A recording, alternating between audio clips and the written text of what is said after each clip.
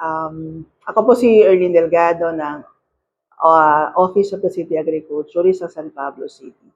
So for 2026, na may mga pipeline kami, mga programs for agriculture and fisheries, and one of the major projects namin ay on corn silage at of course yung aming regular na mga programs na 4 banner programs, ang rice banner program, corn, fisheries, and organic agriculture.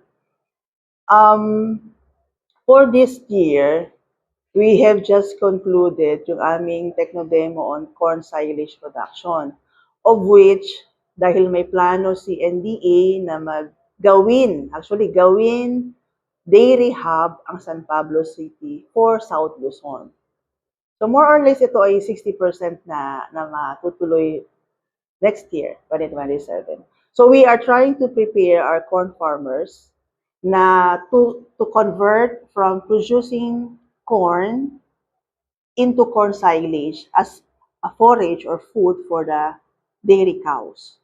So just imagine kung 150 heads to, just imagine the feed requirement on a daily basis. So for now, itong purpose ng corn silage demo namin is to convince farmers, corn farmers, para mag-convert and to give them the cost analysis na mas profitable ang corn silage production over sa corn as food sa sa ating San Pablo, sa ating sa City of San Pablo. Now, aside from that, we have the current dispersal of big head carp. So, kung napansin ninyo, on colder months, itong January, we were able to collect or harvested almost 2 metric tons ng carp sa 3 major lakes natin. Ito ay resulta sa mga dispersal natin last year.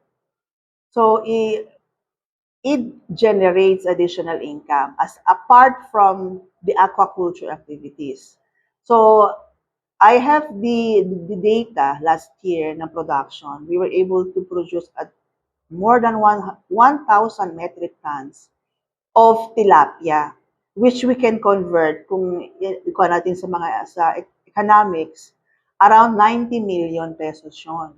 So ang pumasok sa ating economy.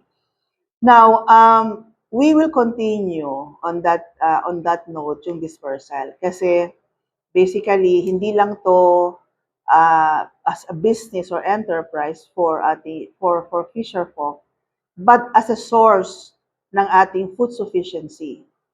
So ang dispersal po ay parang 2 birds in 1 stone po ang ating impact. You give free food sa mga members ng community surrounding the lakes, as well as you give business sa mga fish cage operators. So hindi po talaga namin to tinatanggal sa program.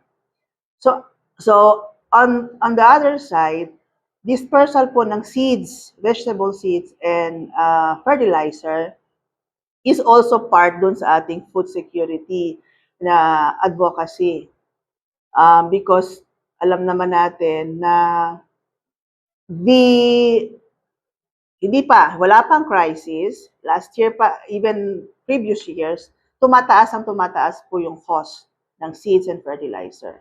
Now, itong parang subsidy na rin natin to, tulong na rin natin to sa ating mga farmers. So we are very glad na very generous po ang ating national government, as well as, of course, meron po tayong support from the local government sa funding, especially sa pagbili ng mga seeds. So, if you have noticed, kami ay laging present sa NDG.